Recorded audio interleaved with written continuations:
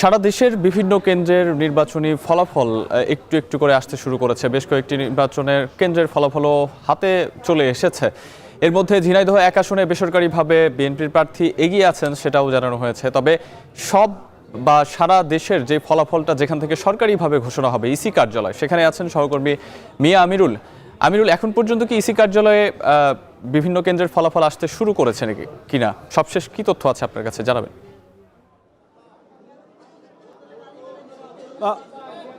শাহাব, এখানে বিভিন্ন কেন্দ্র থেকে ফলাফল আসা শুরু করেছে। রিটার্নিং কর্মকর্তারাও কিন্তু নির্বাচন কমিশনে বেশ কিছু আসনে ফলাফল দিয়েছে। তবে নির্বাচন কমিশন যেহেতু 299টি আসনেরই ফলাফল এখান থেকে ঘোষণা করবে, শুরুতেই অনানুষ্ঠানিকভাবে হবে এবং পরবর্তীতে গেজেটের মধ্য দিয়ে মূলত আনুষ্ঠানিকভাবে সেই ফলাফলটি আমরা বলতে পারি। তবে নির্বাচন কমিশনে আমরা যেমনটি লক্ষ্য করছিলাম, কমিশন থেকে সবশেষ যে তথ্যটি জানানো হয়েছিল ফলাফলের অর্থাৎ ভোটের যে হার সেটি, তবে এই মুহূর্তে এসে নির্বাচন কমিশন ভোটের হার নিয়ে তারা যেটি বলছে তারা খুব একটা সেটি জানাবে না। আমরা ভোটের যে আনুষঙ্গিক কার্যক্রম লক্ষ্য করছিলাম, এখানে যেহেতু বিভিন্ন গণমাধ্যম এবং সেই সাথে পর্যবেক্ষকরা রয়েছেন, রাজনৈতিক দলের নেতৃবৃন্দরা রয়েছেন, আমরা কিন্তু সেটি করছি। আমাদের সাথে যুক্ত রয়েছেন আমাদের আরেক সহকর্মী সুলতানা স্বর্ণা। আপনি তো আমরা দেখছিলাম যে বিকেল থেকে এই খোঁজ খবর রাখছিলেন, ভোটের হালচাল মূলত কেমন লক্ষ্য করছেন নির্বাচন কমিশন সচিবালয়ে? অবশ্যই সেক্ষেত্রে কয়েকটি জিনিস কিন্তু লক্ষ্য রাখতে হয়। এবার যেহেতু স্বতঃস্ফূর্তভাবে মানুষ কিন্তু এসেছেন, ভোটাররা এসেছেন এবং বিভিন্ন আসনে কিন্তু তারা ভোট দিয়েছেন।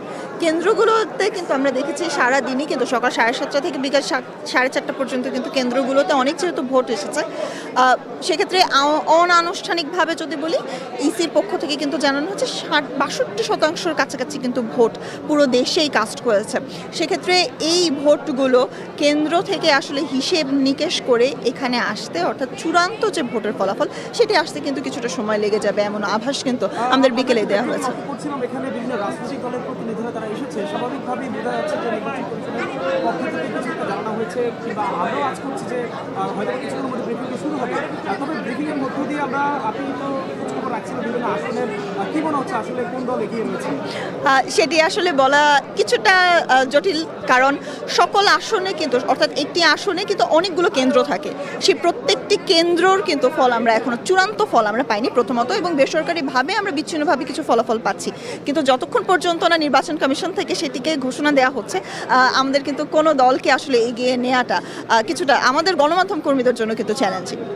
ধন্যবাদ স্বর্ণা। আমরা যেমনটি দেখছিলাম যে এখানে নির্বাচন কমিশনের যে কার্যসূচি কার্যক্রম চলছে, তারা যেটি মূলত দেশব্যাপী করছে, সেখানে শুরুর দিকে মূলত ভোটের হার নিয়ে তারা বললেও এই মুহূর্তে যেটি করতে যাচ্ছে নির্বাচন কমিশন, যেহেতু নির্বাচন কমিশন 10টি অঞ্চল ভাগ করে তাদের বিভিন্ন কার্যক্রম করে থাকে, ভোটার তালিকা আইন থেকে শুরু করে সবকিছু মূলত নির্বাচন কমিশন এখান থেকে মূলত কাজ করার চেষ্টা করছে। এবং একই সাথে আমরা লক্ষ্য করছিলাম এখানে বিভিন্ন দেশ থেকে পর্যবেক্ষকরা তারা কিন্তু এখানে তারা এসেছেন, ভোট পর্যবেক্ষণ করছেন। বিদেশি গণমাধ্যম ব্যক্তিত্ব তারা কিন্তু রয়েছেন এখানে, সংবাদ সংগ্রহ করছেন এখান থেকে, এবং বিশ্বের বিভিন্ন জায়গায় সেটি পৌঁছে দেওয়া হচ্ছে। তবে এখানে একটি বিষয় সবার মনে মনে যেটি রয়েছে, যে মূলত নির্বাচন কমিশন থেকে বলা হচ্ছে কিংবা বিভিন্ন সূত্র থেকে যেটি আসছে যে ভোটের হার কত শতাংশ হয়েছে, যেটি বলা হচ্ছে নির্বাচন কমিশনের বিভিন্ন সূত্র থেকে 60%-এর বেশি ভোট পড়েছে। তবে সেটি নিশ্চিতভাবে বলার সুযোগ নেই, যেহেতু নির্বাচন কমিশন অফিসিয়ালি আমাদেরকে জানায়নি। তবে আমরা বিভিন্ন মাধ্যম থেকে জানতে পেরেছি। এদিকে অন্যভাবে যদি জানাই যে